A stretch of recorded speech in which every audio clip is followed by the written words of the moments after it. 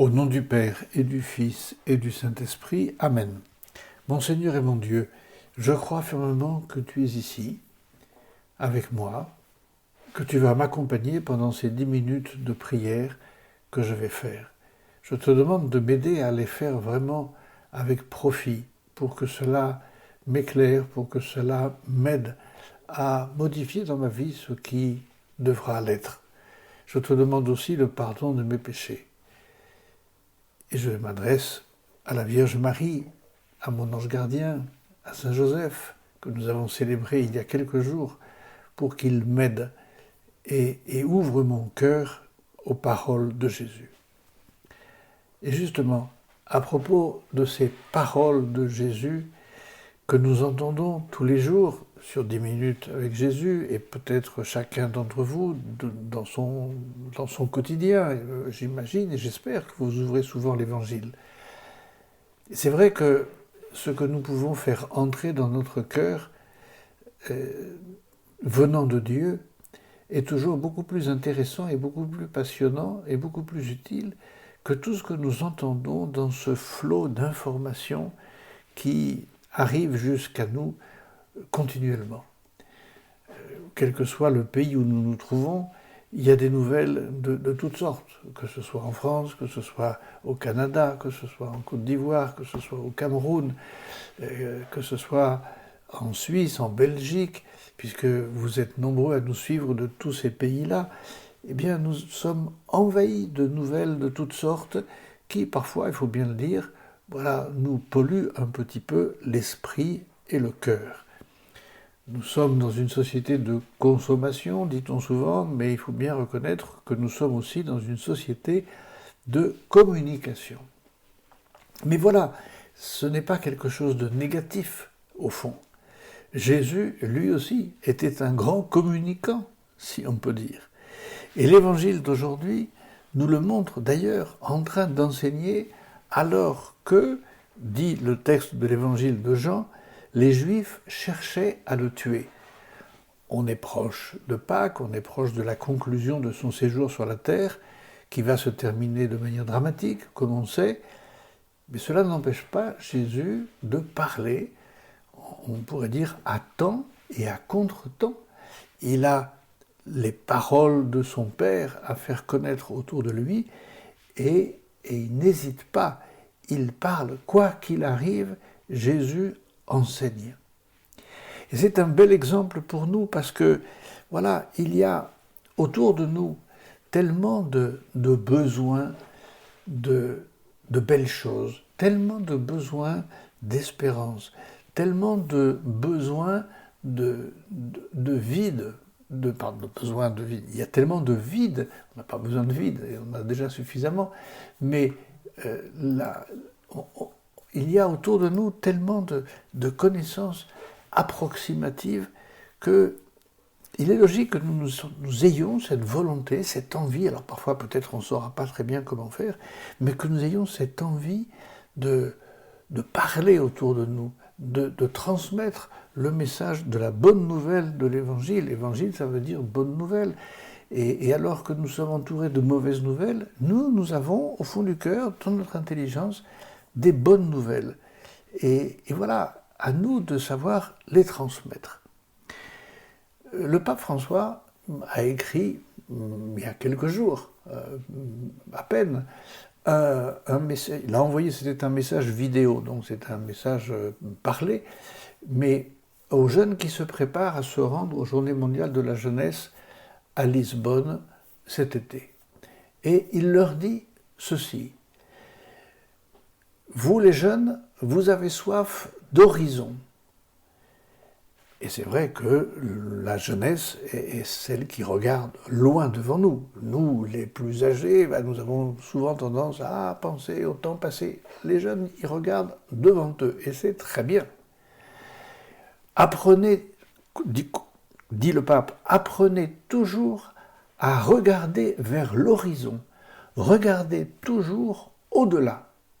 Ne mettez pas un mur autour de votre vie. Les murs t'enferment, l'horizon te fait grandir.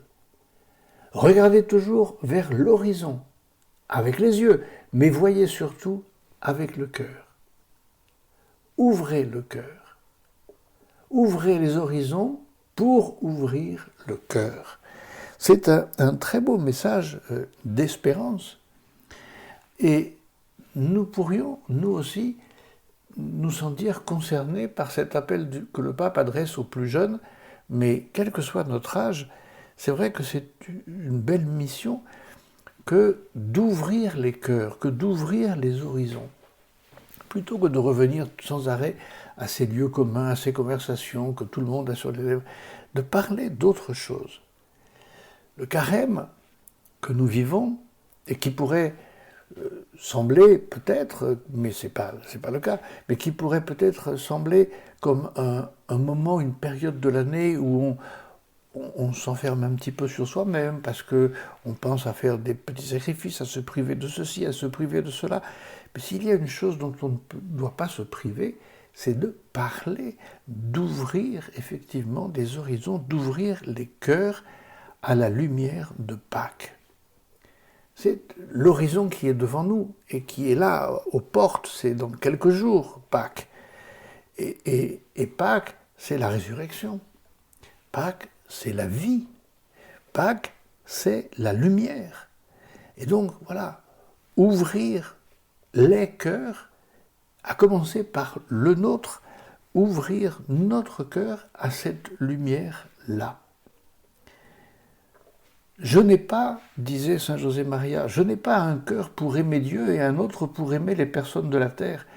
J'aime le Christ, le Père et le Saint-Esprit avec le même cœur avec lequel j'ai aimé mes parents. Nous n'avons qu'un cœur et ce cœur-là, utilisons-le pour non seulement aimer Dieu, mais pour aimer les autres. Aimer le Christ et aimer les âmes pour les approcher du Christ. Ces jeunes qui vont se rendre, et peut-être que parmi vous, il y en a beaucoup qui vont effectivement se rendre à Lisbonne, ils vont y aller pour se remplir, oui, les yeux, les oreilles, le cœur de choses magnifiques, d'unité de l'Église qui va donner un merveilleux exemple d'unité. Alors, remplissons-nous de ce désir, nous aussi, de parler de Dieu.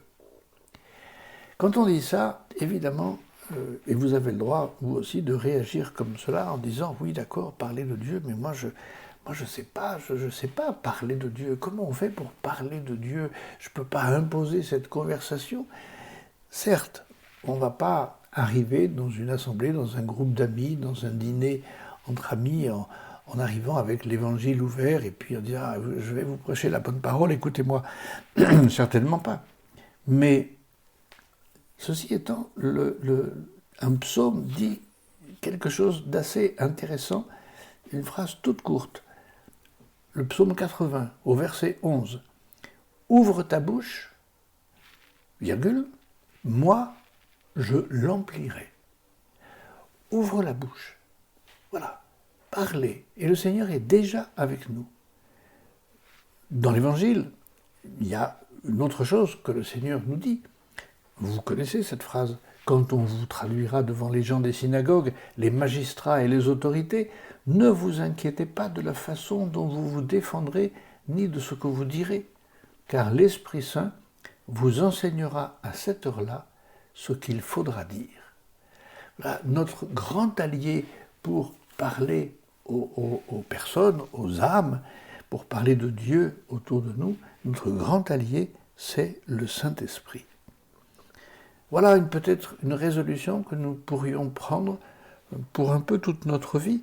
Prier souvent le Saint-Esprit pour qu'il soit présent dans nos conversations, de manière invisible, certes, mais pour que ce soit lui qui nous aide à trouver les bons mots, les bonnes expressions, les bonnes attitudes, pour que nous puissions toucher les cœurs.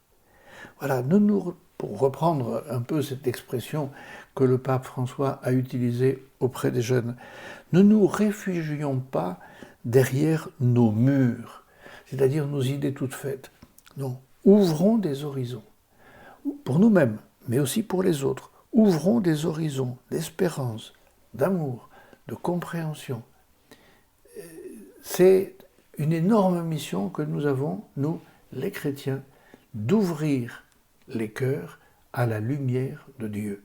Que la Vierge Marie, qui est venue nous apporter Jésus, qu'elle nous